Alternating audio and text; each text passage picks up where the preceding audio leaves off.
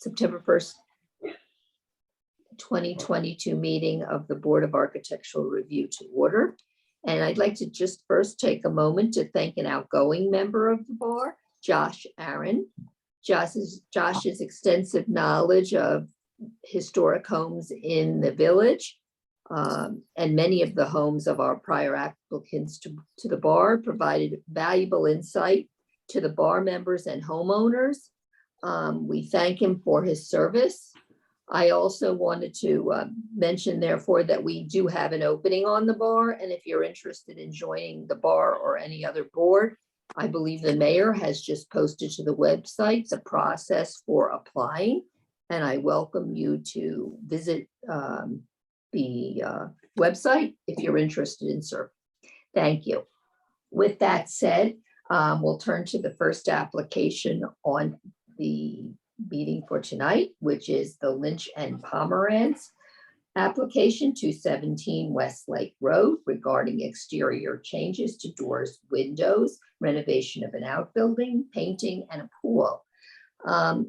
Would you all like to take control of the screen and maybe go through your renderings with us to show us the befores and proposed? Certainly. I just give me one. Thank you. Okay. Bear with me one moment. Hmm. Just to make sure.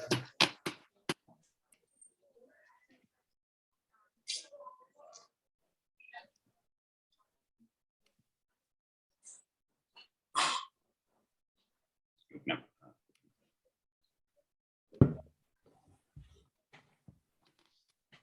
Take your time. This is the most stressful part. Thank you. Appreciate that.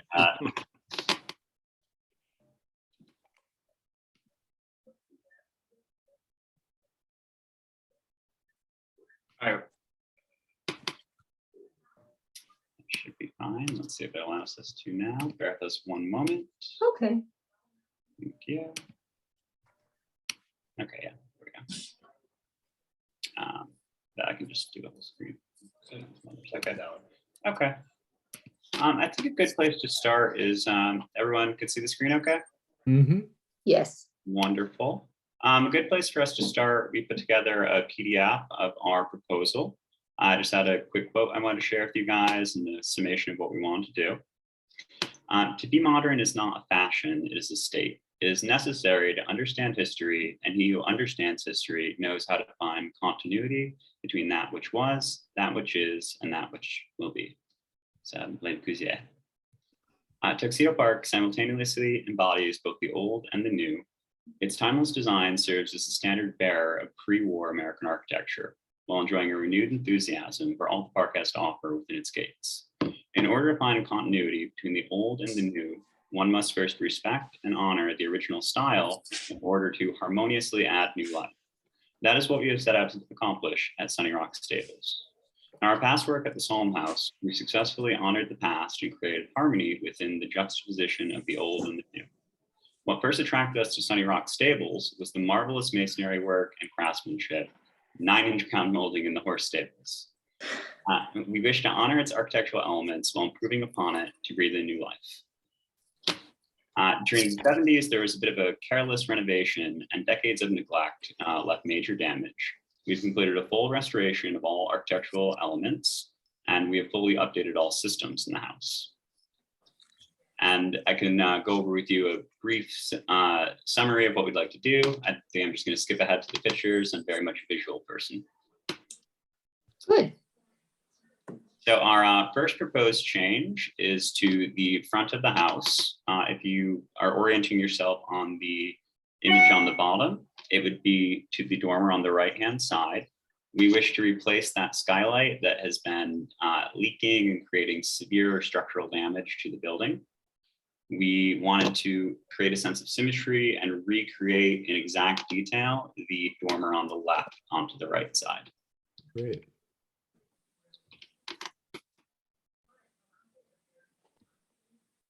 And then going down onto the next page, we have our architectural renderings on what that would look like. Are all three of the skylights coming out? These skylights are currently in. My roofer has advised waiting a little bit to replace them. They're still functional, but from an aesthetic perspective, it's something we'd like to address. Our first thought was to install 3 dormers. The issue with that is there's a mechanical room directly below them, so it wouldn't, from the inside, it wouldn't function. Also, I think it'd be in keeping more with the original roof lines of the house to not add a dormer there. Our intent is to either replace with something down the line that would be a little more seamless, or to just get rid of them altogether and find salvage slate to match. Thank you. Mhm. But I think the adding the dormer on the main wing of the house is certainly an enhancement from where I sit. Thank you. We thought so too. It just seems odd that it wouldn't have that sense of symmetry.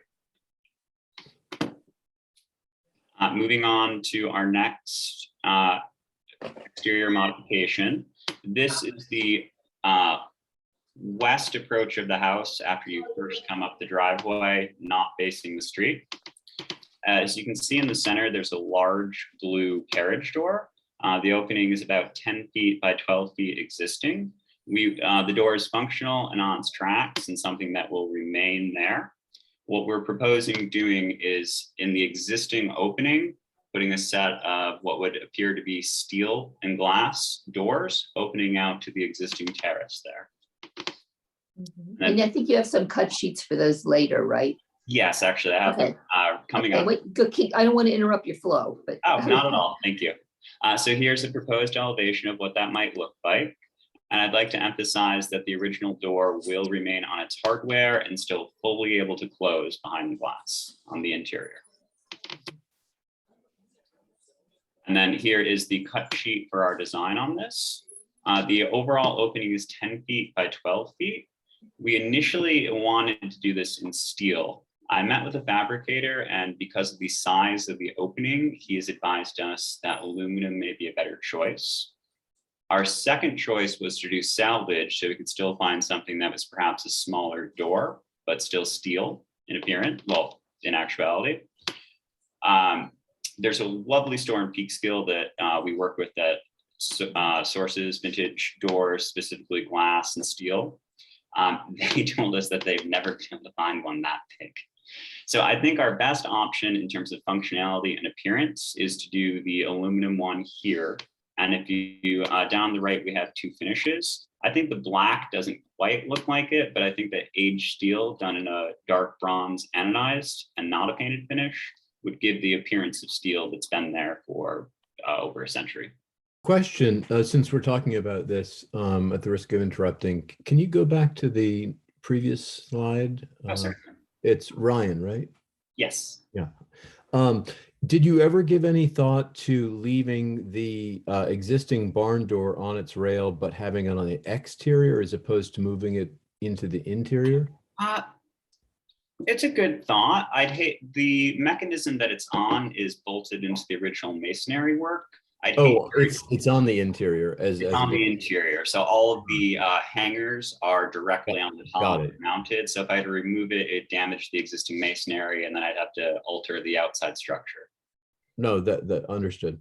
Yeah, we're generally not excited about aluminum doors, even if they have the appearance of steel. It was and I know, I hear your pain because neither are you, but you're trying to find alternatives. So.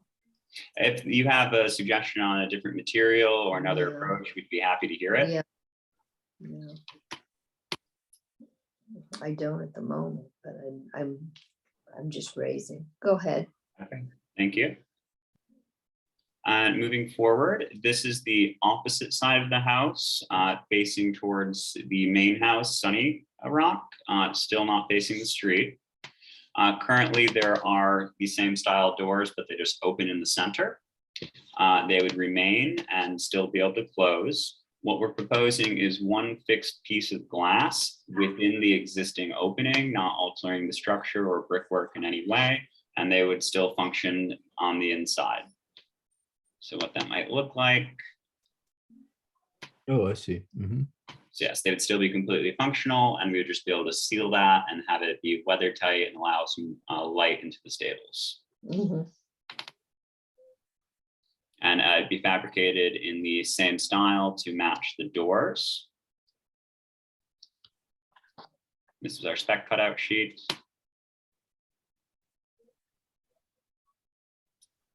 Any questions?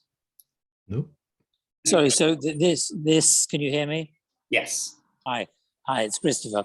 This pane of glass, this is fixed. There's no longer a functional door. There is a functional door. Let me just go back to the drawing here. So to the left of that fixed glass is this beautiful Dutch door that we're restoring. So there'll still be a means of egress on that side of the house, and that will be our entryway. It's inside one of the stables, which we've been able to restore and make a functional mudroom. Got it. Thank you.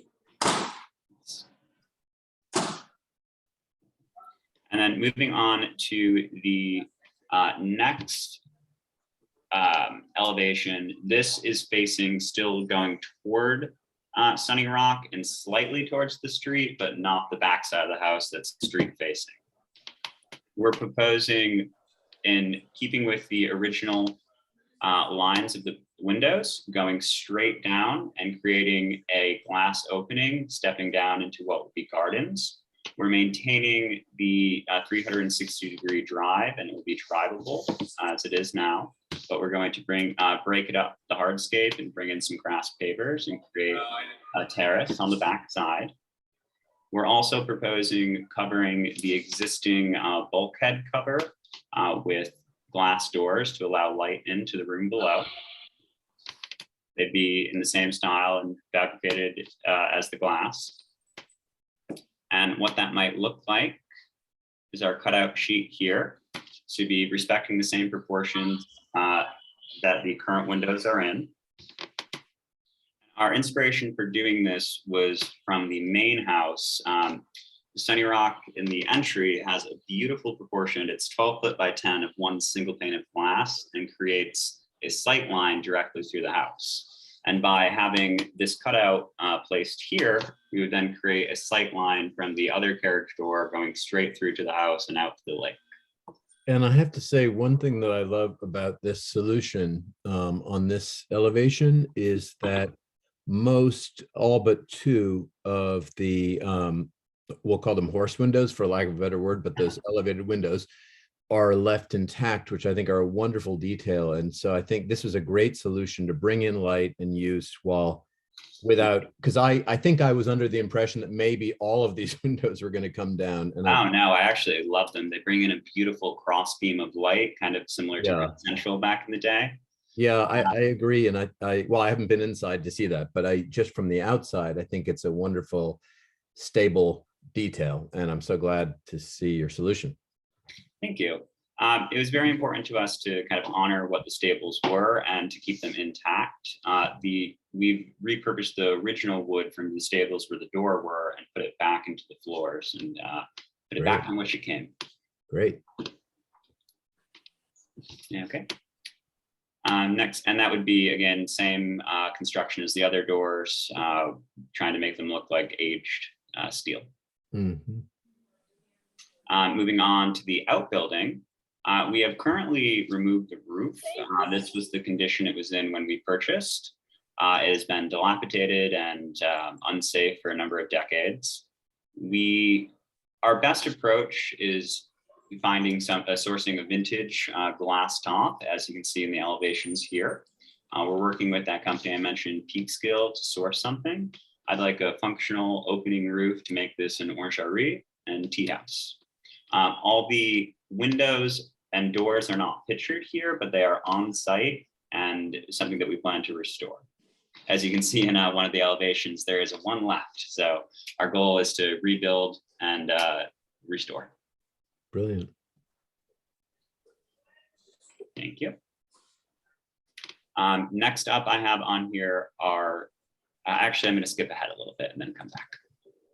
I have on here our discussion about changing the paint color of the house. We've got, in 1976, it was painted bicentennial blue, which I don't think historically would have been our first choice. Underneath, you can see on some of the doors and windows here that there appears to be a black underneath. We thought it would best serve the house to do Benjamin Moore's historic black. And then to keep the stucco, I'm just gonna go back up here and keep the stucco the existing color, but just freshen it up and clean it where it's been damaged or have water, has some water damage. So on the left is the existing color, on the right is black and white for our proposed color. And then on the next slide, this is our same idea. We've just replaced the trim work black and touched up the stucco where needed. And then this would be the front elevation coming in. So the back side of the house, but front entrance by where the pool would be.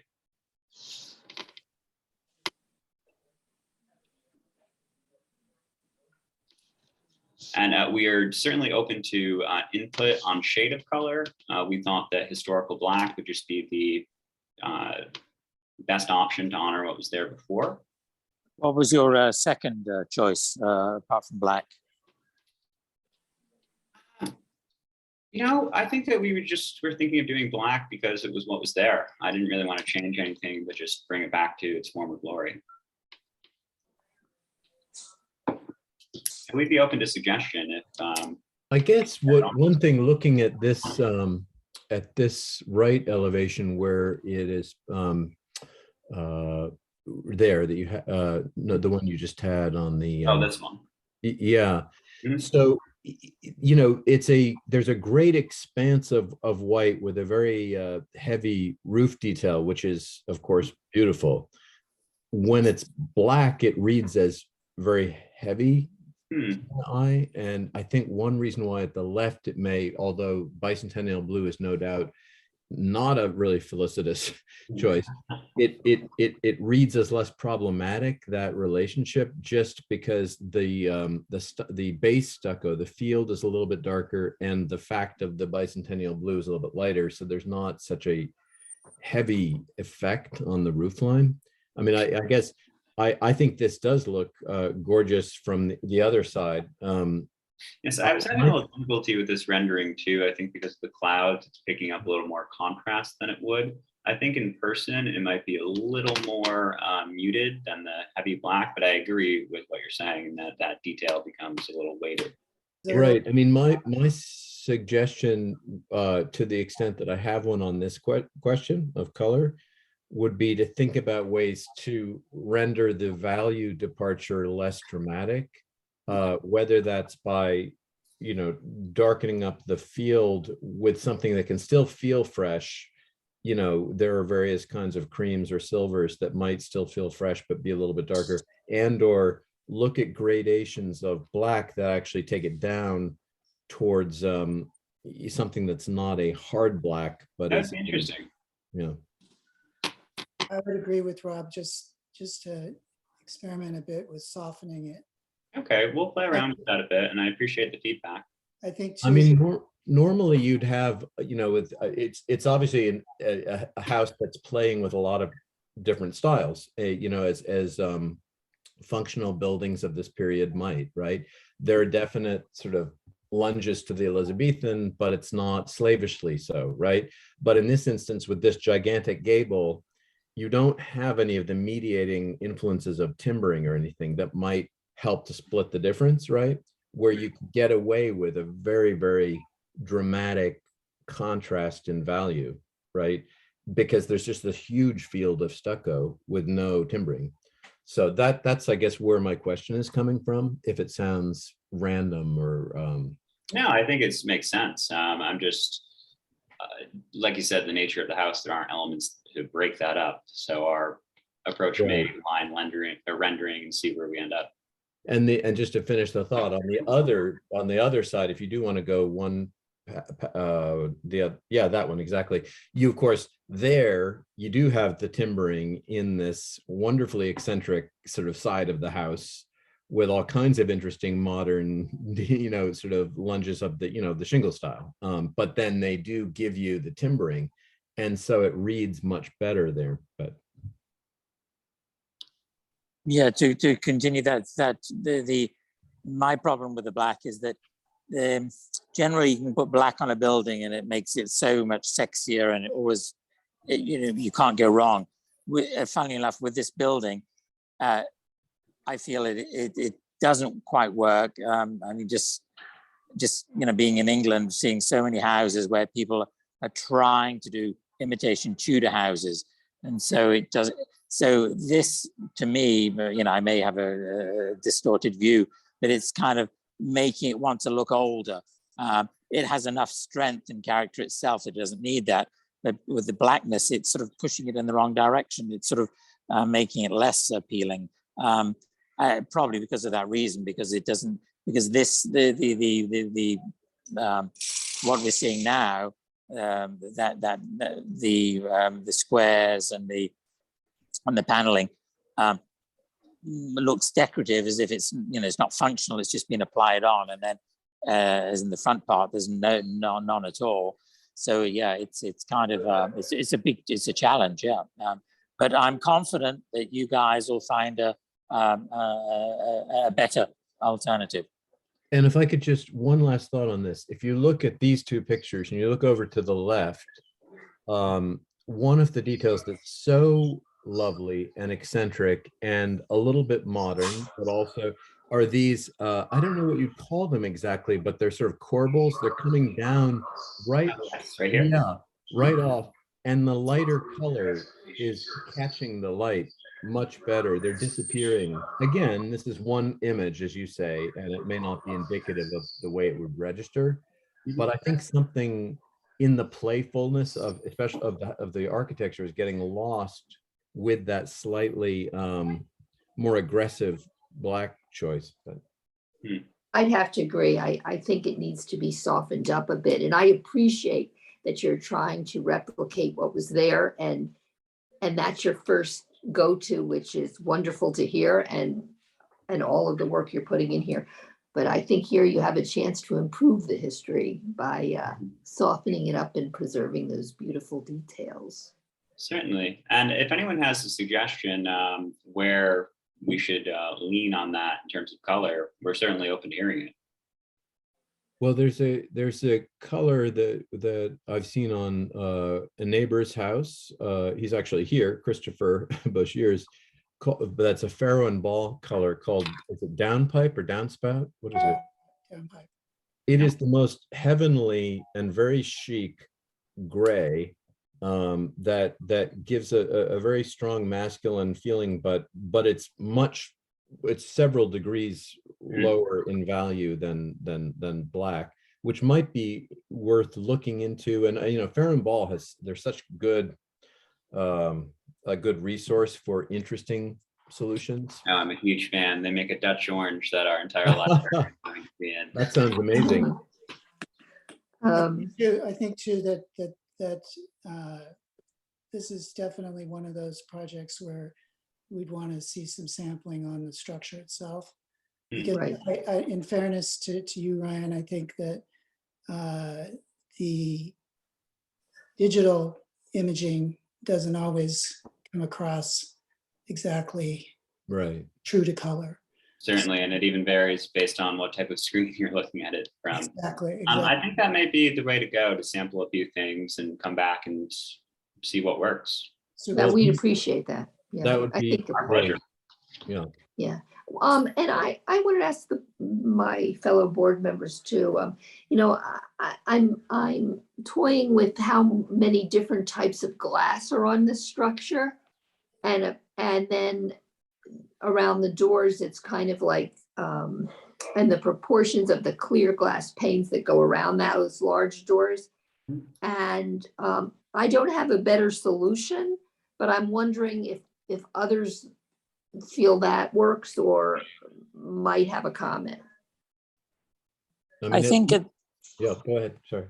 No, go ahead. No, you.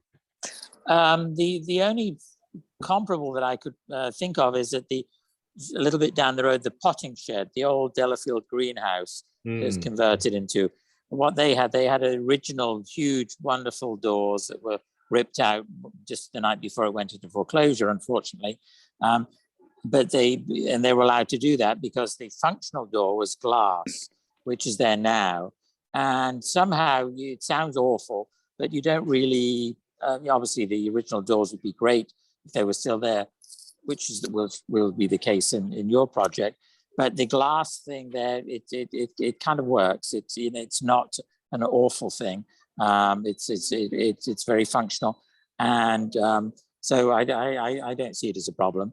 And certainly with this, having been inside this this carriage house, you know, the issue is getting as much light in there as possible. Otherwise, you know, you know, have to rely on artificial light. And so to get as much natural light in, I think that would be a clean, simple way of doing it. So no, I have no problem with it. And just to add to your point, Christopher, because that's a great example, the Delafield potting shed, and also a recent renovation of the Mason house, the Mason stables, you know, up, forget the name of the house, up on this ridge up here. Do you know the King Craig Estate, Claudio's house? Sorry, Kincraig, exactly. So the stables that went with Kincraig, if you remember, which is a big timbered building that has recently been, they've used some, I'm not sure if it's steel or aluminum, but some very handsome metal doors that also have, you know, quite fiercely big paned fenestration like this. I think it's quite comparable. And I think that was also a success, but. Okay.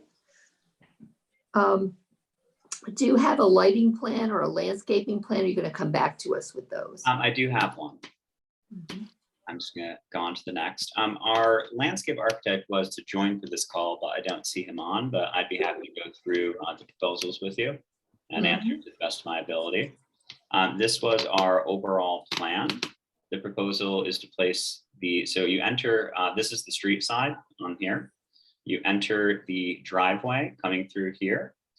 We wish to put a gate across the side and on this side as well. And I'm just going to pull up the visuals so it does a little better job of showing this. Bear with me one moment. Okay, can everyone see these okay? Mm-hmm. Yes. Ryan, I am here. I don't know if you can see me, but I am Oh, here. no, I couldn't. Okay, fantastic. Would you? I've been here the whole time. Oh, wonderful. I didn't see you on the little thing. My apologies. Please take the lead. Okay, now you have to turn the TV down. Well, the main part of my presentation is the swimming pool, and we have more renderings that show that. I don't see that you've included them in your screen share, so I could share the screen with that. Oh, I'll sure. help with that. For this one or the other one that has everything? Do you want to let him share the screen? Oh, yes. Would you prefer to take over? Yeah, if I can, because I've got all of my pictures. Move you guys over here. And this one, I like your desktop. It's very tranquil. that's my cottage. The row of photos across the top shows the existing situation. And the driveway that sweeps around in front is backed by a stone retaining wall, and that's going to remain. And the woods behind it will remain, of course. But the pool is proposed in the driveway area that's presently a driveway. So you can see, and I put left, right, and middle, just different bird's eyes showing that. The driveway will be truncated and just end kind of round, remain gravel. Probably have a little stone border. That's what we proposed. The terrace stays the same. It's concrete. And then the pool is a long rectangle. I think it's, Ryan, correct me, I have it 45 feet long and 10 feet wide. That's correct. Yeah. We may end up doing 40 if it's 45 is too big, but that's about Yeah, right. I tried for a little longer, but I wanted the driveway to end in a sensible relationship with the windows and not have because the pool was getting too long. And so the paving in this area, we were going to use salvage stone and make a pattern in the grass. And then left and right of it, use a grasscrete material that is shown in this picture over here on the left. That would be drivable, but appear mostly grass so that it just wouldn't be muddy. Because there's going to be an antique car kept in the foyer of the house. And we wanted to maintain at least the ability to maneuver around with a vehicle as presently is the case, but not have it really be a driveway. The previous owners were restored vintage cars, and we negotiated a 48 Lincoln as a part of the house. So it's down the road at Edge Motors and perfect tuxedo park car. It'll be a functional piece of sculpture. Lucky you. So the pool fencing in this case, and I see I don't have the most current rendering on this right-hand side because we've reduced this. We were also going to use a salvaged stone material to make a crescent shaped patio against the parapet wall. The kitchen doors will come out from that side, and that would be surrounded by plantings, which we haven't completely devised yet, and a vegetable garden here. I think it's at the north end of the house. And then we're proposing stepping stones to go up along the edge of the wall and then make a little sitting area just at the edge of the woods to overlook the pool. Because this pool doesn't have a lot of traditional seating around it, doesn't really work and it doesn't fit in. So we're putting seating up above to look down on the pool. The wall is only maybe 4 feet high at the most, maybe 5, Ryan, you think? About 5. About 5 in the center, and it's a nice arched wall. And let me see. Oh, then the fencing for the pool. I think this version shows it the best. That's something that we'll probably be back to you on because we're going there. They'll be looking for some reclaimed or salvaged material that has the same vintage of the house, but have a driveway gate closing off. If you see my cursor over on the left image, so that, and then the wall of the house will become the pool enclosure. And then going up into the woods, it will be another photo I can show you in a second. That's just a mesh with thin black posts that connects through the woods. It becomes transparent.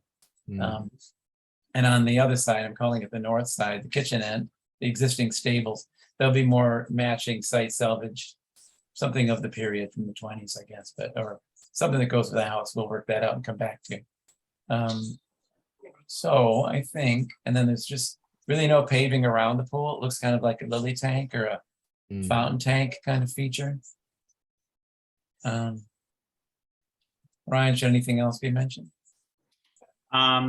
We're going to do grass around the pool, line it with bluestone.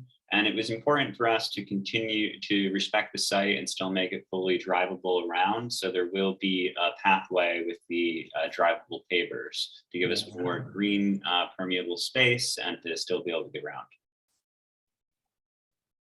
I can show that other fence if I minimize this.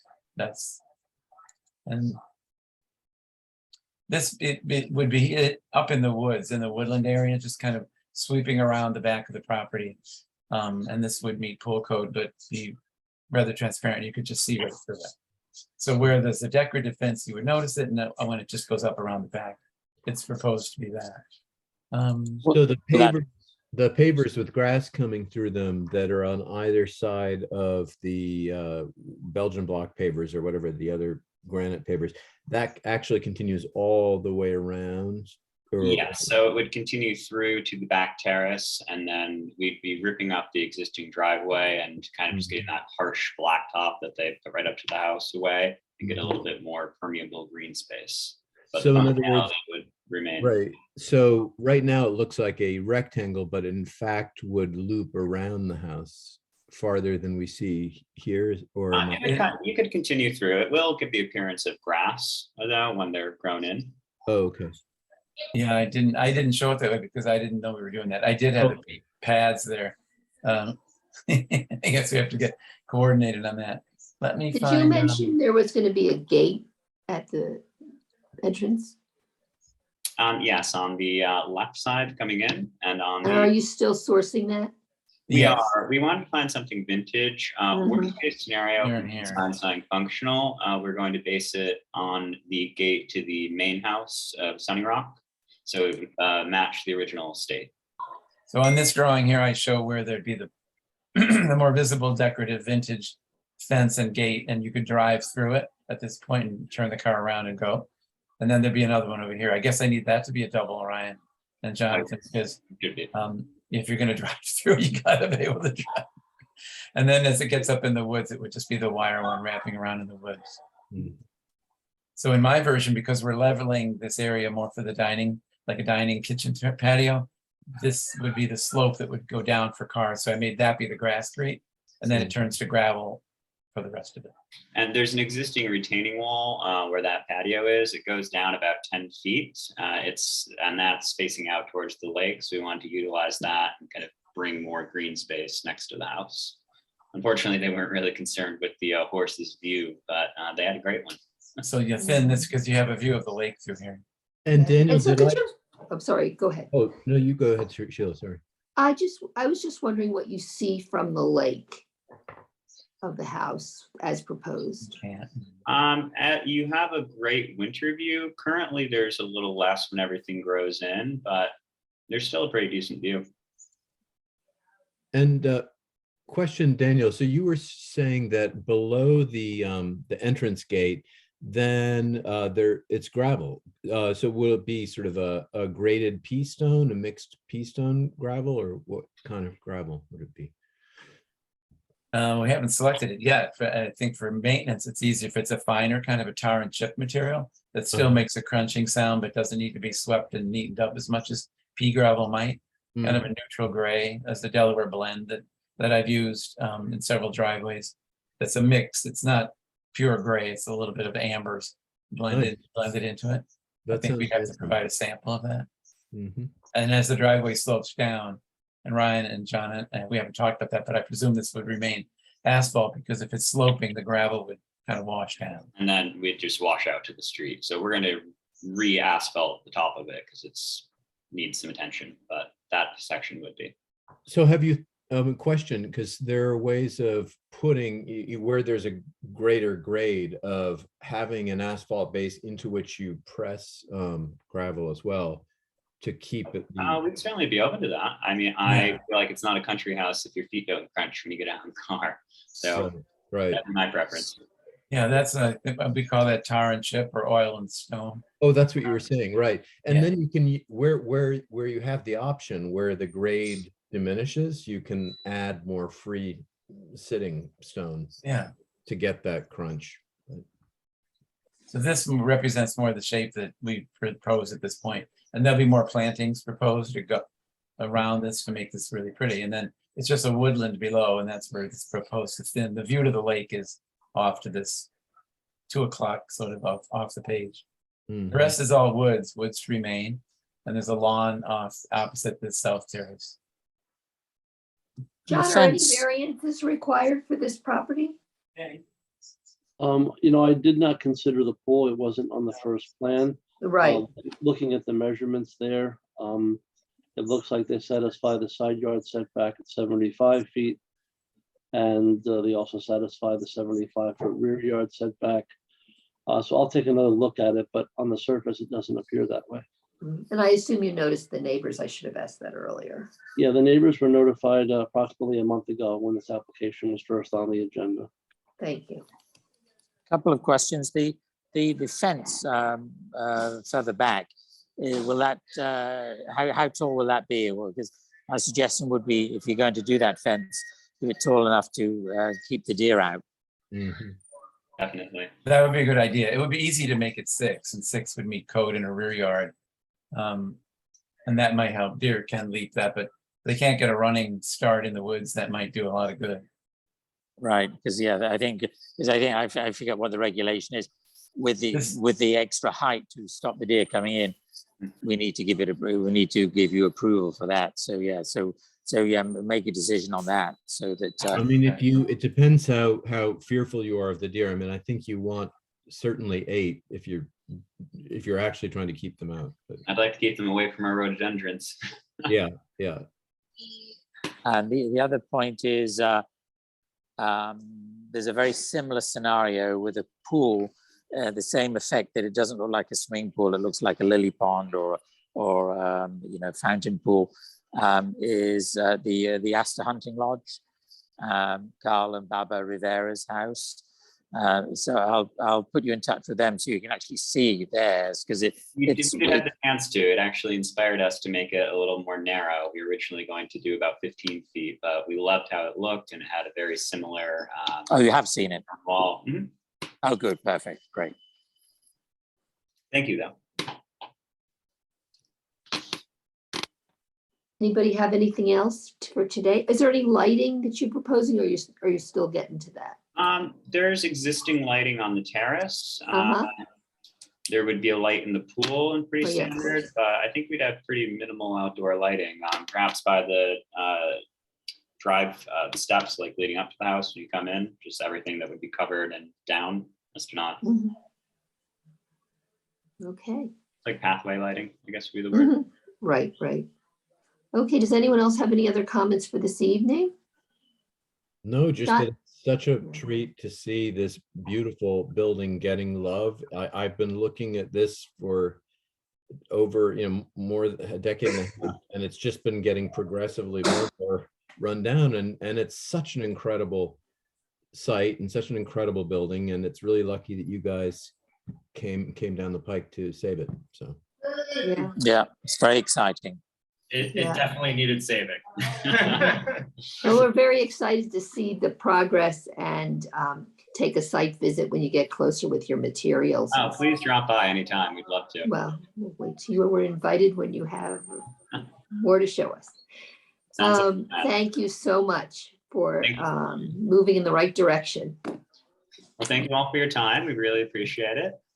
Thank you. Thank you. Take care. Bye-bye. Mr. Perna, 29 Lookout Stable Road, your review of architectural details regarding your new property being proposed. Okay, well, I sent a catalog of the elements. And Right. would you like me to put that up? I don't know Why Why don't exactly. we put it up? I don't know if everyone has it in their hand like I do. So, So I hit share screen. Sure.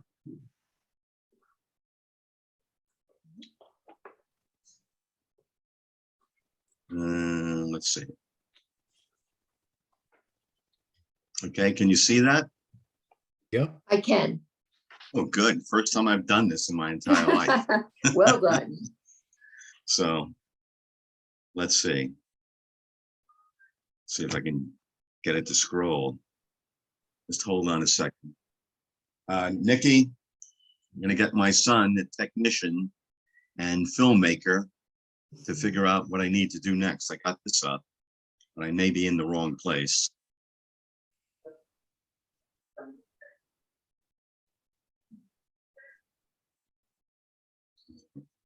I can get it. Okay, look.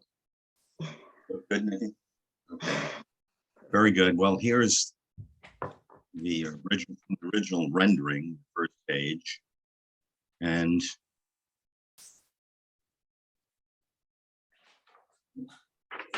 these doors I put here because this is the closest picture that I could get as to what the doors are going to look like with the swimming pool, the indoor swimming pool. Actually, the swimming pool is going to require 2 additional panels for this sliding door. We'll have 8 panels. And we're going to be using what's called smart glass, so that you hit a button and the panels turn white. Wow. So, and then when you want it to be clear, you hit the button and it clears up. So that's what's being planned here. These doors are massive doors. They're going to be, each panel is 4 feet wide by 10 feet high. And so special steel structure had to be put in to be able to span that opening without having to have any support beams. Once that's open, it'll bring the outside into the inside. So you have like an outside pool environment whenever you want it. Needless to say, during the good weather, we want to be able to open that up. That's what that's going to be looking like. In the background here, there's furniture, but of course that's where the pool will be, and the furniture will be behind that.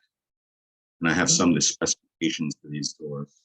Now, needless to say, as we know, most of the material in the house is glass.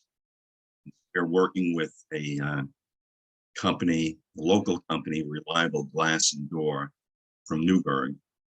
And they're going to be fabricating all the glass. It'll be most double pane, and some of this will be triple pane glass because of the art aspect of it.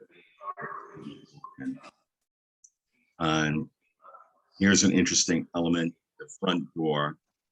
What we're going to be trying to do with this is going to be a little bit on the tricky side. In the rendering, we have those panels, those wooden panels, and we're going to try to simulate, and those are going to be cedar.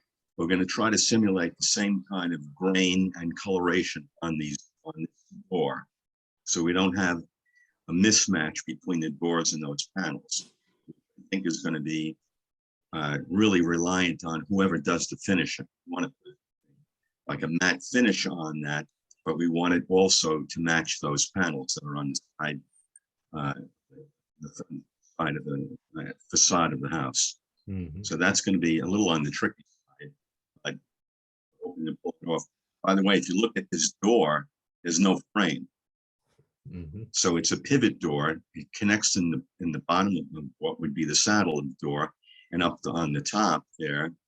And it slides right in and just seems to be like right there. There's nothing, there's no framing around it, similar to what's in the rendering. And this handle we can get from the manufacturer. Here's another door. This is for the garage, the side door of the garage. I like this one because it had these inserts in the metal inserts that bring up Mhm. the panels. So I like that also. And this is just a standard 36 by 96 inch door by a fairly big company. And it's mahogany, but we're going to try to, mahogany is really good because it's painted, and we should be able to match this also with the panels that are going on the building. Now, this door, this garage door, is something that's manufactured in California. And here's a picture of one of the, this is the larger of the two doors, 16 by 9. The other one, the 9 by 9, is not depicted here. But this is basically the effect that we're trying to create on the garage door. Okay, then we talked about the Venetian plaster.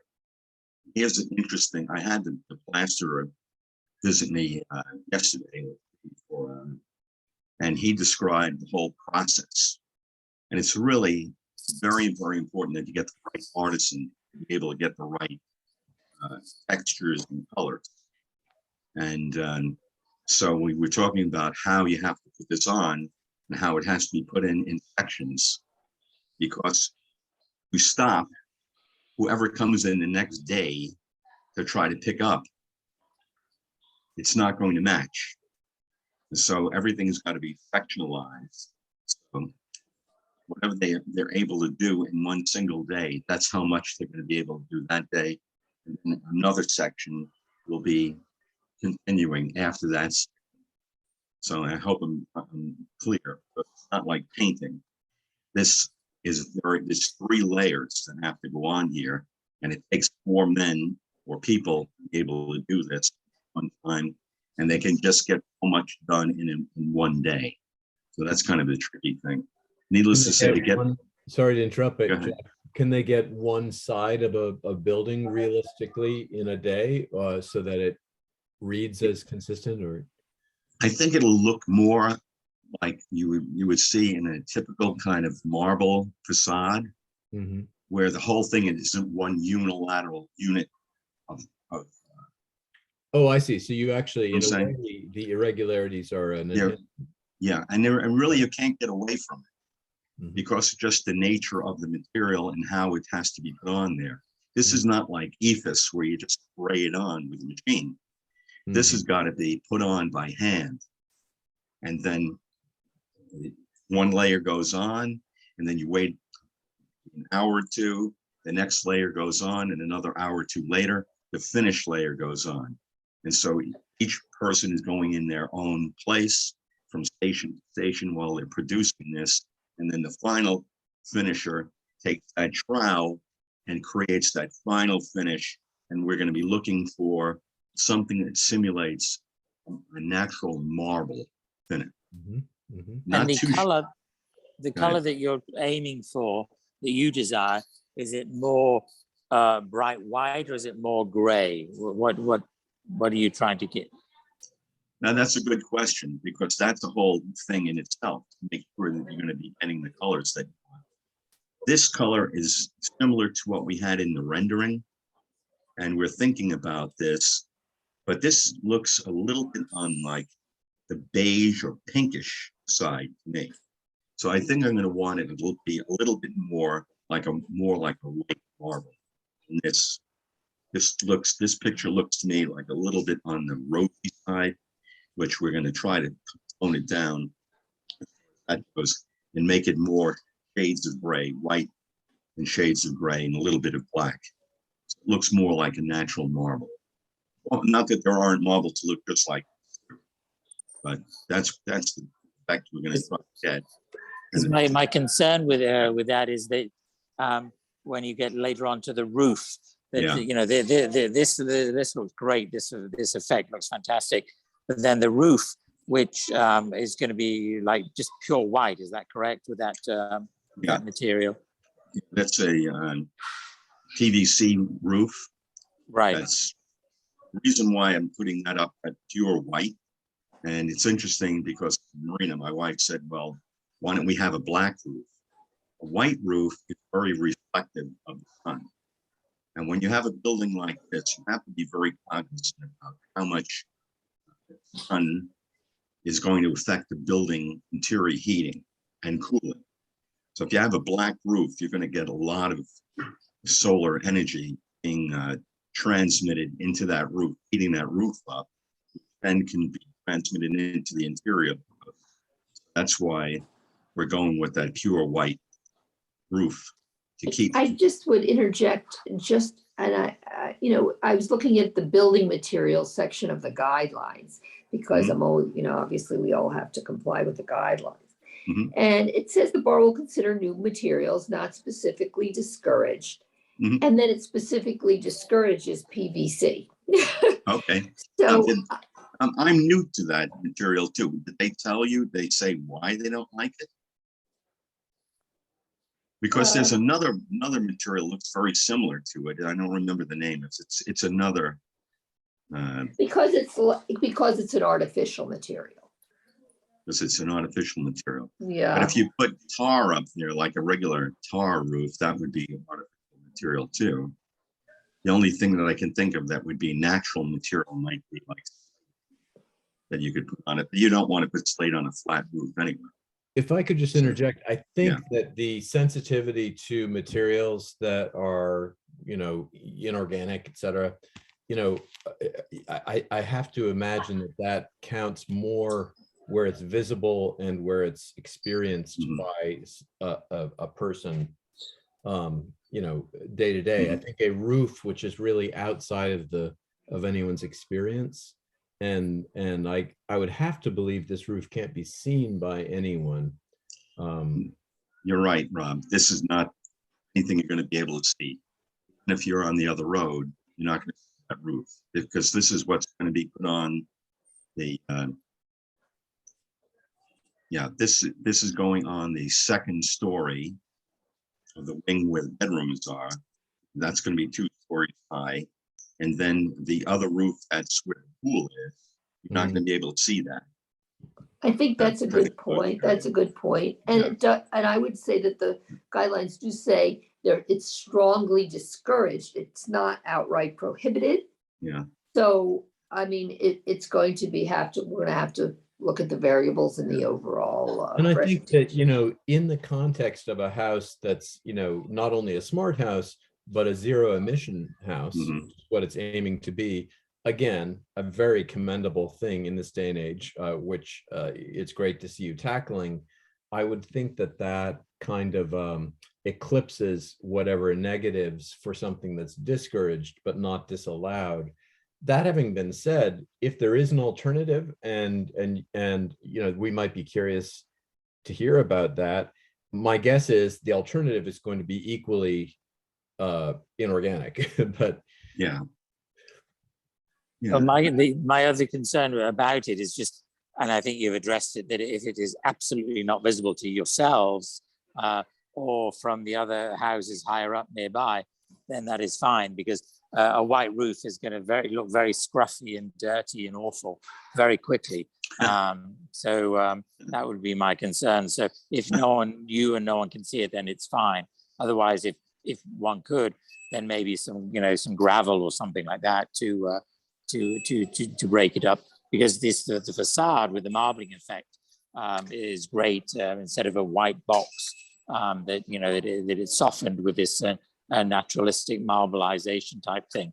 and that looks fantastic. But whereas the roof would come across as just, plastic and cheap and awful looking. I'm exaggerating, but if you can't see it, then it's a moot point. Gravel might work on it. I'm gonna have to really talk to the roofer to see if this material will allow gravel to be put on it. If you put gravel on it and you step on it, it might break through that membrane, and then Right. we may have a problem with leaks. Right. So, but I think from my point of view, I've had houses with flat roofs, that older houses that you put paper on them and then you put tar on it. And, you have the same thing with leaves too. But I like this one because this is really a 30-year roof. It's supposed to be, cutting edge technology. You're getting away from that the older technology, and plus the sheets themselves very, very, very wide. So you don't have very many seams. Mhm. Just a few seams in the whole roof. So that's why I like this. Mhm. But so now the cedar, I have the cedar siding rather, that's going to be on the facade. And we're going to be using this tongue and groove type of material that we're going to be putting there. And that'll get stained, and it'll have polyurethane with a matte finish. So that's about it. And then here's the outdoor lighting that we're planning on. These are LEDs, and I think they use like 11 watts Mhm. each. Mhm. And I noticed they said they could be upward or downward facing, so yeah, that's, you can put them either way, but I think I Yeah. like them like this. I yeah. think Is from what there it a, looks like. Can I ask you a question, Jack? Is there a roof, like a cantilevered roof over that, or would those be looking right up into the night sky? I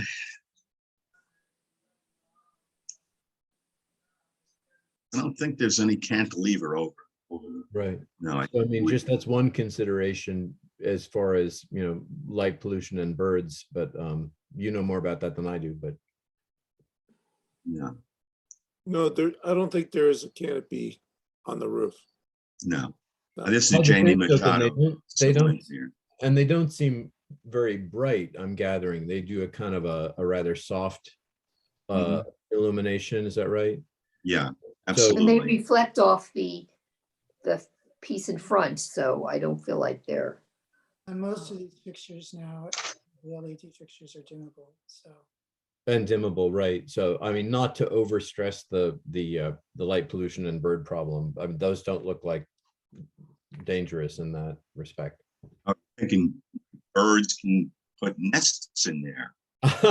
Bonus. No, that could happen. I could see that. Yeah, that could happen. I mean, I've got birds' nests under the deck of my house right now. The doves go in there and they put their nests in there. But I never thought about it for this height. So, but maybe Anyway, it's a handsome fixture. the light would deter people, the birds from going in there. Mm, yeah. Anyway, I would hope so. And let's see. We talked about the roof already. And I think, I'll find out from the manufacturer if we have to have that white. It may be that we may be able to get different colors. Maybe a dark gray or a gray might be better if we can get that in that membrane. So that's a good. Okay. I think Rob stepped out for a minute.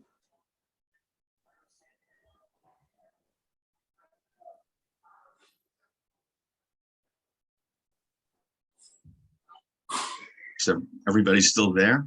Yeah. Okay. I'm here. All right. Hi, John.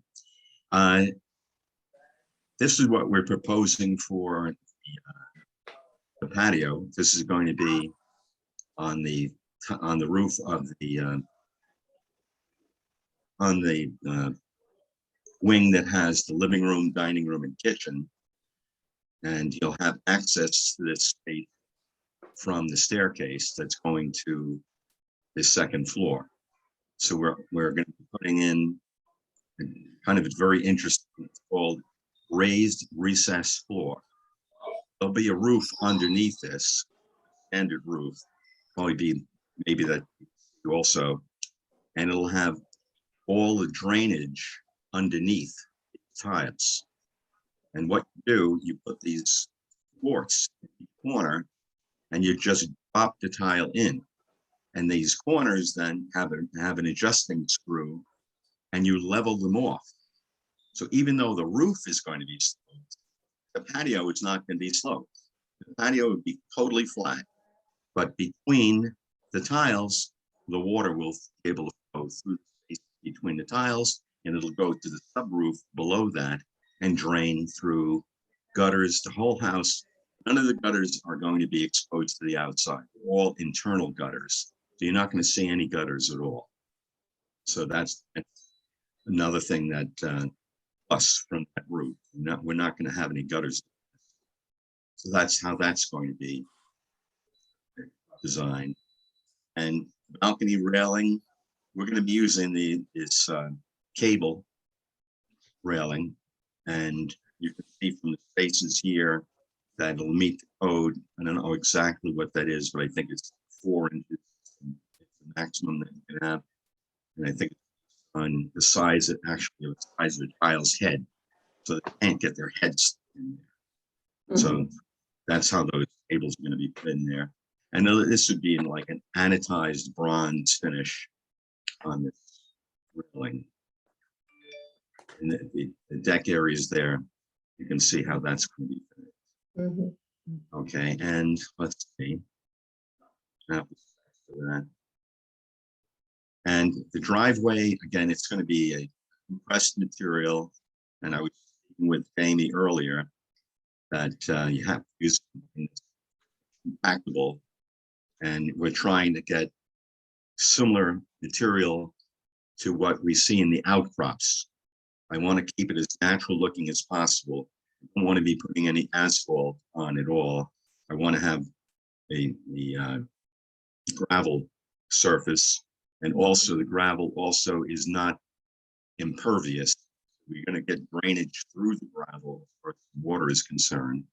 And even though you do have to dress it up maybe every couple of years, it's not that hard to dress up because you just more gravel on top of it and compress it. Subsidence in a particular area, you can fill it in with the same kind of material, compress it again, and it should be fine. So we're trying to make sure we keep the coloration similar to what we already have on the lot. And in reference to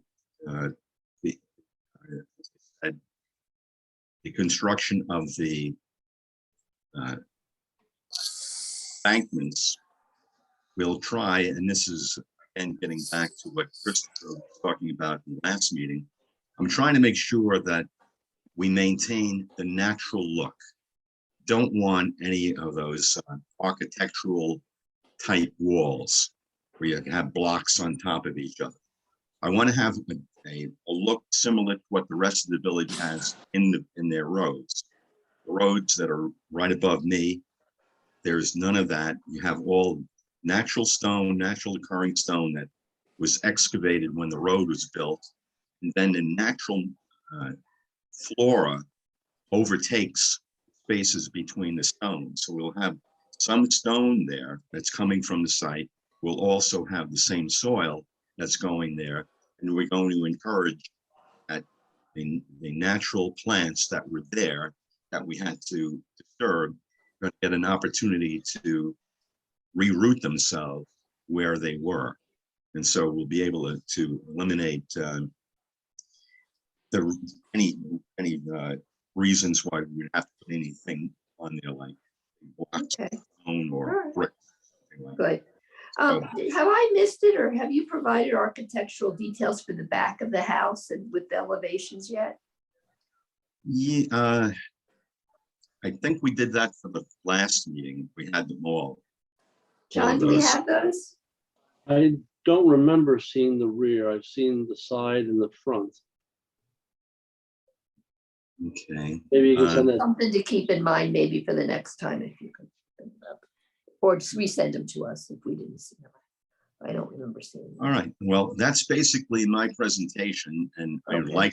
I'd like to just interject that winter comes right after fall, and summer is almost over. And this is a slab construction. I can't be pouring this slab when it's 28 degrees. Got to get going as quickly as possible. Uh-huh. And so I would like to get your blessing today to be able to move on, because we've got to get that permit. And we've got one more meeting with the planning board. And you saw Jamie Machado, he's a civil engineer. He's going to be leading that meeting on the 14th. So after the 14th, we would like to be able to finish up the process. We can get started as quickly as possible. Well, I So- think you're gonna have to come back to us after the planning board for that final approval and any updates on your materials and, Well- you know, What is it that I need to do? Because that's going to set me back an entire month.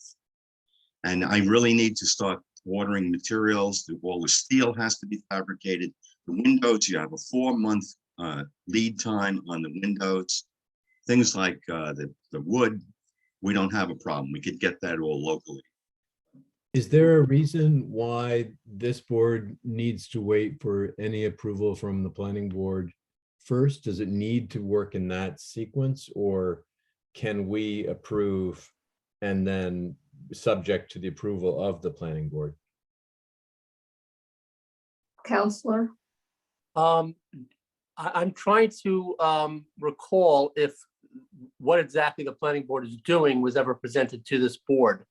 Generally, what would happen is the planning board would make a determination. I don't think it's a site plan they're working on at this point, but whatever they're working on,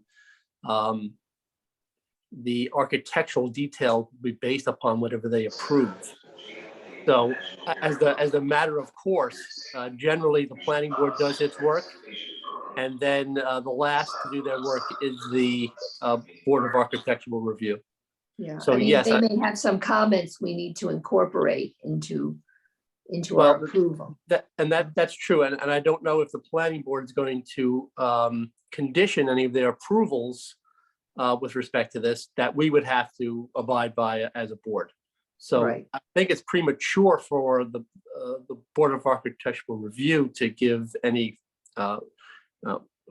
final determinations before we've heard from the planning board. What is the schedule of the approval process for the planning board? Do we know? Mr. Perna's application is on the agenda for, I believe, September 14th. He submitted updated site plans and answers to the engineer's questions late last week. And the engineer is reviewing them. And once again, the application is on the agenda for September 14th. I do not foresee any significant changes to the existing plan, but the planning board and the engineer have not approved them either. But do they seem to be poised to make a determination that day? I think they are poised, but they haven't rendered their approval yet. There were a number of technical issues that the engineer wanted answers to, and Right. I have not had time to review them, but I know a comprehensive set of plans was submitted to the planning board and the engineer. So I'm Yeah, hoping all if- those questions are answered. Right, but assuming that if they are poised and assuming they do make a determination in the affirmative, and what would be our next meeting, The Sheila? week after, right? I believe, I don't have, hold on. Well, it's the 1st and the 3rd, so let's see. Are they Monday or are they? They Well, that's the are, second week, so. the planning board meets on the, I believe, the 14th. 14th. And And we your meet on the board 15th, meets on the 15th. one day difference. I know you would like Oh, okay. the next day. Mhm. So we could be then poised to make our determination, yeah, one day later. Yes, Well, I mean, yes, we could. I mean, I would just say in general, we like to get the opinion, the written opinion of the planning board before we make a decision so that we're assured that we take into account any of the conditions that they may add or want addressed in our approval. But You know, Jack, when you've met with the planning board, what kinds of subjects have come up into beyond the maximum buildable envelope, which I assume is now a set fact? Or what have you been discussing that could be a moving piece in all this? Jamie is on the line, which is who it is. He's the civil engineer that's been working mostly with the planning board. Well, one of the things we needed to do was an extensive storm management plan. And we have another there. Troy has been working on that in conjunction with Jamie. And that storm management plan, I believe, is very comprehensive, goes to the 100-year storm level. I think that report runs like about 80 pages long. It's got all kinds of calculations in it. I believe that they like that plan. But so that we're beyond that. And Jamie, what else can you recall? The other main issue was the driveway at being at 10%, which it is, but in every component of a project, there's unknowns that we have to deal with. So I think we addressed all the issues as much as we could. It all depends on once we excavate the area, we can find out whether or not we can improve a little bit better. Hopefully it won't get worse, but you know, I think we've designed the elevation of the finished floor for the main building to be at a reasonable height to allow for any unforeseen excavation of or unnecessary excavation of bedrock. I have many details to deal with bedrock, so this way we don't have to excavate down as far as we have to if it turns out to be that way. But we're looking to reuse a lot of the materials that we excavate and place it where we need it for the driveway. The driveway is mostly added material, so we're pretty sure that the driveway is working well within the means of the existing site. So I don't see any issue at this point.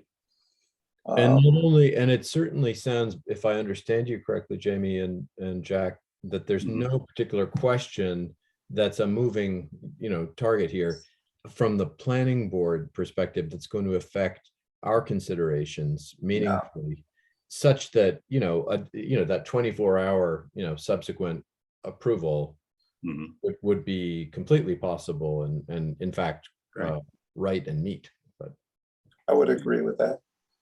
just May I please be make a sure that we suggestion? have all of the cut sheets and all of the any of the renderings. And if we are missing the back of the house, we would need all of that so that we don't have any holes. And John, if you could take a look too, maybe you can talk to Mr. Perna and see if there's anything else.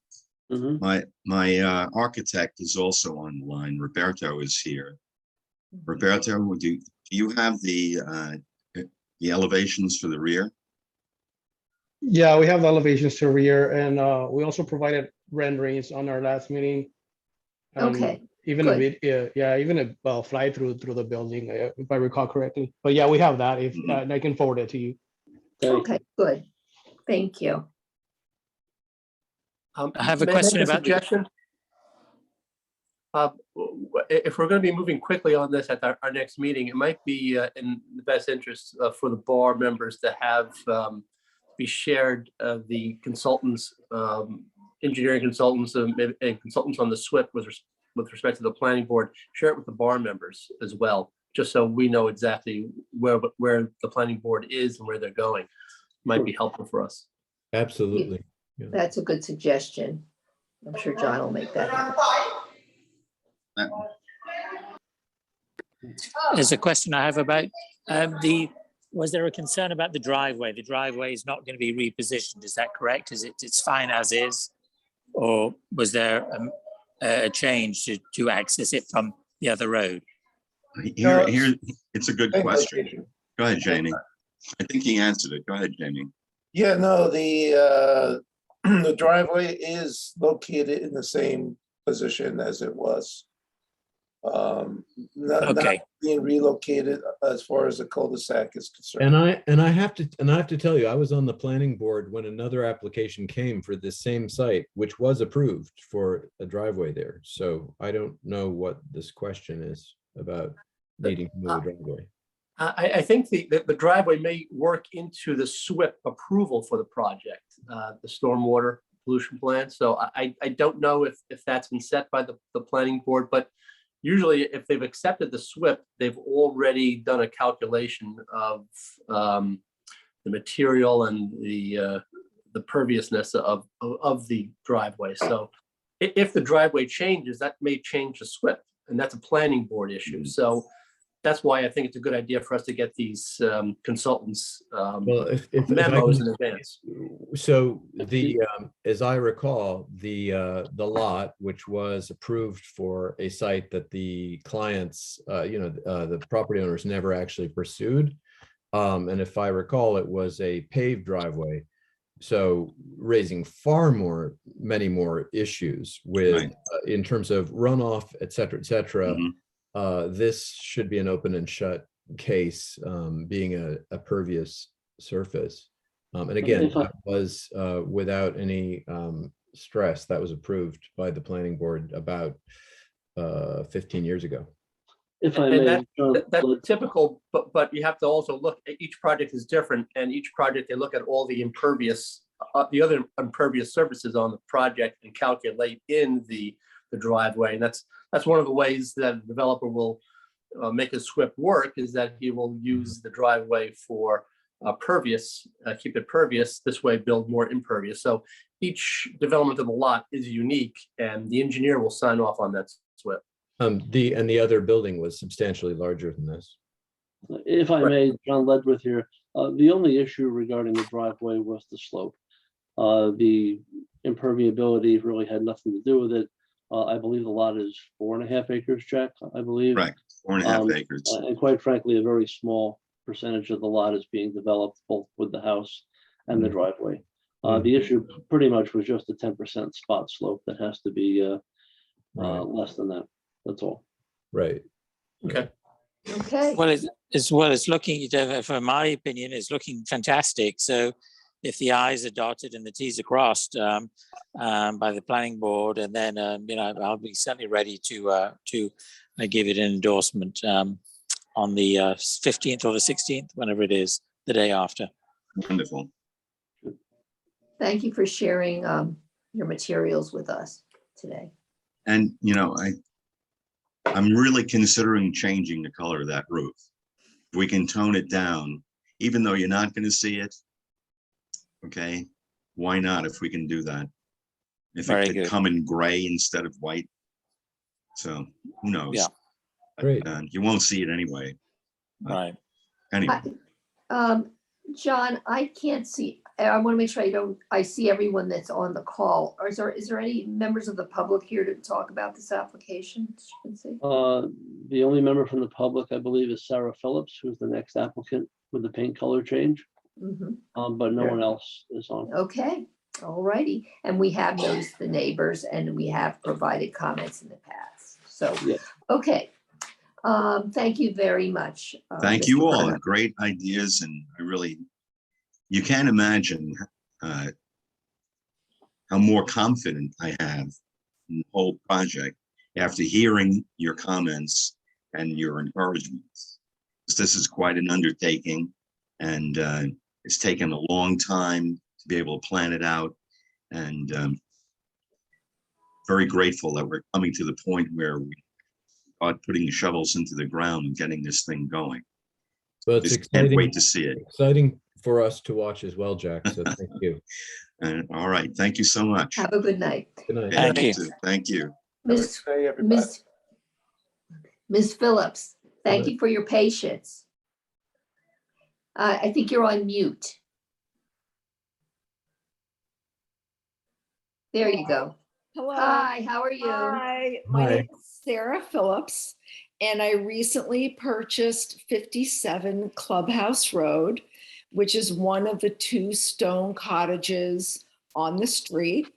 And I'm quickly looking to, it's kind of a fixer-upper, and then so I'm looking to bring it up to its best condition, doing repointing, getting new gutters, which I hope will be copper, and doing some roof repair and new copper flashing.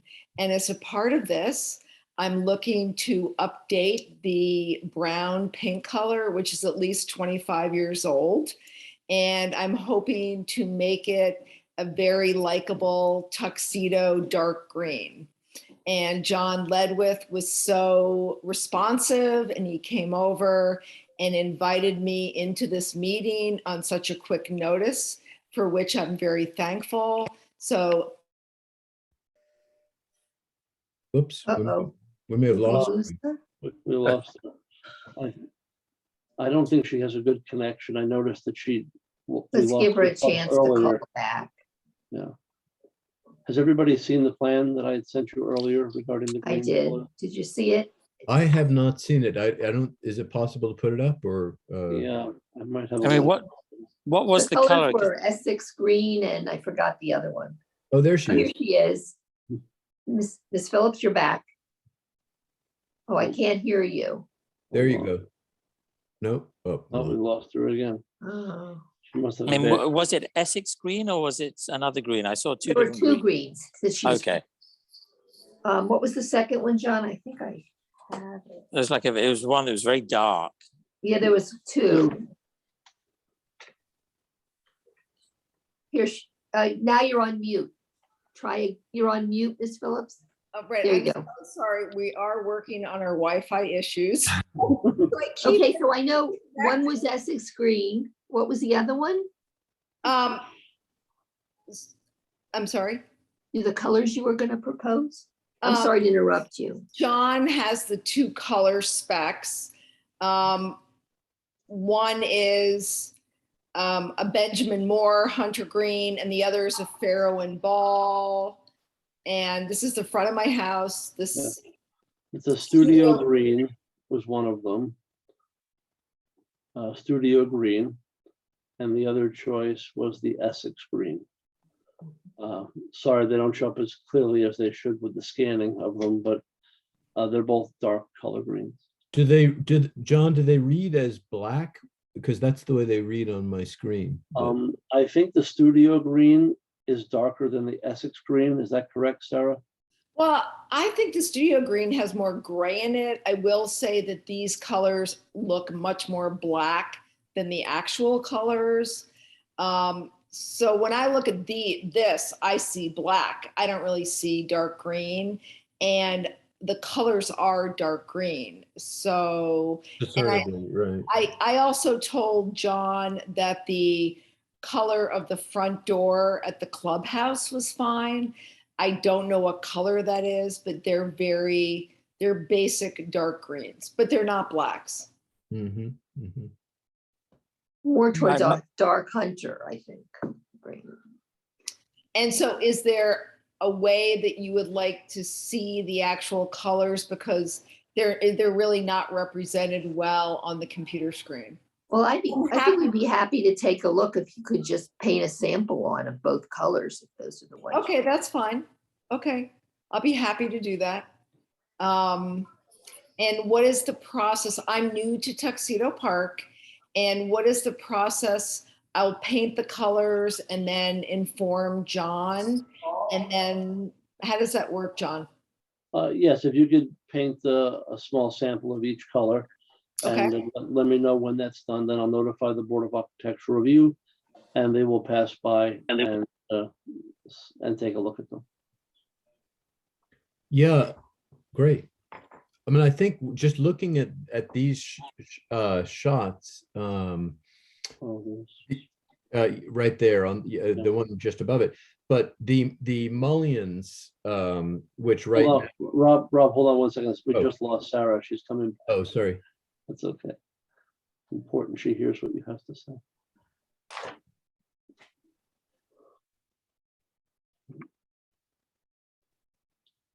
I think she's here. Oh, maybe not. Sarah? Is that a, Oh, hold on. She's coming back. One moment. Mhm. What was that shot, John, that you had a moment ago, which were showing the entire, yeah, right above, That's the right, front of the house. yeah, right there. That's helpful. Yeah, there's brown in here. There's brown around the windows. Mhm. There's a set of windows in here. And I Mhm. believe there's 3 windows on the side of the house. Mhm. Mhm. what is the roof? Is that roof red? The roof is red. It's a Is it- red asphalt shingle that they at some point replaced the red slate with on much of the 2 houses. Sarah, are you there? Oh, lost her again. I'm sorry, I'm having Wi-Fi issues. All right, And we're- so I have a red asphalt roof. It's 2012 was the date that it was put in. And I'm in need of repair on the lower roofs. Because I think it's because the gutters were in such disrepair that the damage from water has been great. And so,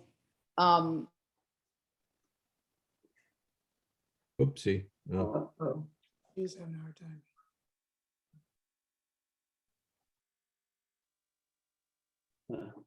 I think we're in agreement. Yeah, if she does these samples and we go and see it, then we can we'll make a have a much decision. better, yeah, And then we can talk in live Yeah. and person to Yeah. person. yeah. Yeah, because my only concern is with that red roof, with this color paint now, it works together. With Right. the green and the red, it may clash. So if she's thinking of redoing the roof, I don't know, then to get rid of that red, I don't know. But yeah, we'd have to see it in person. It's too difficult to see Yeah, from these. I agree. And if you can go back, John, to that other shot that we were looking at. First one. Right there. My worry is that if you go super, super dark, what now read as, obviously they're wood and they're not stone, but they read as mullions, you know, those central supports, not muntins, but mullions. And do you see what I'm saying? Below the lintel, do you see? Below the huge stone lintels, there are mullions, right? And right now they are discernible because it actually is not, it's certainly not a almost black color. And I worry that you're just going to end up with these huge, like a skull with these huge Right. oculi, that are where the mullions are not discernible from the window. And you know, Yeah, I think it cannot be too dark because yeah, they will create a bad effect, as you said. Maybe John, you can update her on where we're coming and we can just proceed with a site, you know, with a visit when she has the. mhm. Yeah, she's tried to log on 2 times in the last minute. Let's see if we can, hold on, she's trying Okay. to log in one more time. Sure, let's give her If another not, I shot. can convey it to her. And while we have her, let's use that one wish to buy another wish, which is in person.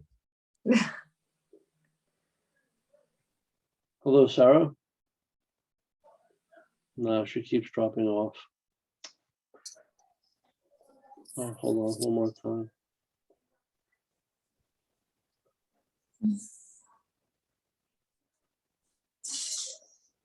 Maybe if she connected with her phone. Hello, Sarah? Poor thing. Well. Can also- Sarah? yeah, I'm sorry, my computer, my Apple Mac, it keeps kicking me out of the system, of the program. I don't know why. I'm so sorry. That's okay. So let's just sum up so we don't lose you again. Okay. So you'll put the materials down. There is some concern about how the red will work with the green.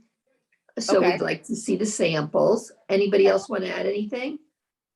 Just that we should do it in person and Yeah. I guess you could do it within a week or, Okay, sure. And so where would you like the samples painted? well, the closest to the road as possible would be great because then we can all see it on our own time without needing to bother you. Okay, fine. And so you're concerned with the darkness of the green being too dark. Oh, and Uh, scene. She's got it. She's got it Uh, down, I think. She got the drift. Right. All right, I will touch base with her and. All right, well, maybe she'll come on in a minute. In the meantime, we can do the minutes. Great. She's back, she's back. Oh, good. I'm so sorry. So I will put the samples up in the next week. And I will let John know that they're available. In the Oh, okay. All right, that's the plan. Yeah, good. That's the plan. Okay. All right, Desiree, what's the last Yeah, meeting? August 4th, 2022 was the last Okay. meeting. Okay, I make a motion to approve the minutes of August 4th, 2022. Is there a second? Second, All in favor? Aye. aye. Okay, minutes approved, okay. Is she coming back, John? Do you see? Yeah, I just saw her one moment. I think, oh, maybe I'm having trouble now. Nope. Here she's coming. I don't want her to think we hung up on her. No, I could recall. Yeah.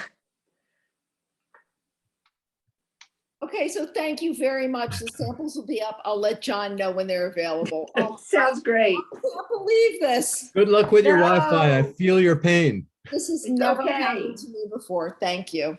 Okay. All right, we'll see you. Bye. We'll look forward to seeing your Um, house. And Aye. welcome to the park.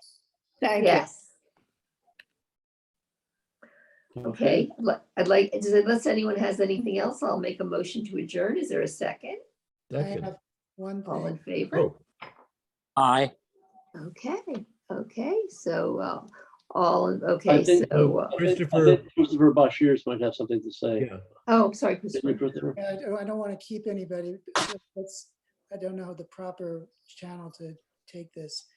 But we made a decision probably a year ago or so. I don't know, it's a house on Continental, is a red roof. Anyway, I wanted to just ask the board to look at that property. They have tarps over the roof and it's shredded. I don't know if it's a case of hardship or what, but I remember our position was that we wanted them to go to the wood shingles. And I think we should take a second look at that and find out what the story is. Is that the one on Clubhouse? The one that belongs to Mrs. Matthews, or which one? Remember the son, Yes, Mrs. Matthews' house. I think I have the right house. But there's tarps that are shredded and covering like half the front. Yikes. Or is it plastic tarp? Yes. I'm aware that the property owner has approached me. The property owner was sick for quite a while. This is on the lower part of Continental. Yeah. Yes, yeah, the property owner came to me a few weeks ago. And he's trying to get the roof repaired, but he's also trying to negotiate with the insurance company. He was delayed for a while because he was quite sick. So I am aware of that and trying to work with the property owner. It's a different. Oh, maybe it's a different one. No, I'm saying, is that the same people or? The Matthews? No, it's not the Matthews house. The house that I'm talking about does have a blue tarp over the front and right side of the house. Apparently a large tree limb fell through part of the dormers and did a fair amount of structural work in addition to, causing it to leak. Okay, thanks, John. What was the resolution, John, on the Matthews house? I sort of lost track of that. They had wanted to put asphalt shingles, and I think the board said, please do replace it with more cedar shake. But Yeah, that was the end of it. I hadn't heard anything since. okay. And I don't think any work has happened either. So I see. Yeah. Whatever happened with the house on Tower Hill West, I think it is, which was in litigation with the village? It's still in litigation. We exercised the administrative search warrant approximately 2 weeks ago and documented all the work that was done to the property without the proper approvals, both inside and outside. And it's currently before the courts with the village attorneys. Right, great. The property owner has, rejected submitting any building permit applications. Wow. All right, so we'll let that be discussed in the courts. Yeah. That Um, house will be viewable to all the public on, I think, October the 1st, as they're participating in St. Mary's Progressive Dinner. And she'll be serving desserts at her house afterwards. I So, thought that was quite amazing, and it made me wonder whether everyone was entirely aware of the status. yeah. Yeah. Okay, well, Counselor, I think maybe we should cut the discussion at this point. Okay, Good sorry. idea. Thank you very much, and I hope you all have a wonderful holiday. You Thank too. you. Good You night. too. Thank you. Good night, all. For the record, it's 8:37. Thank you. Thank you.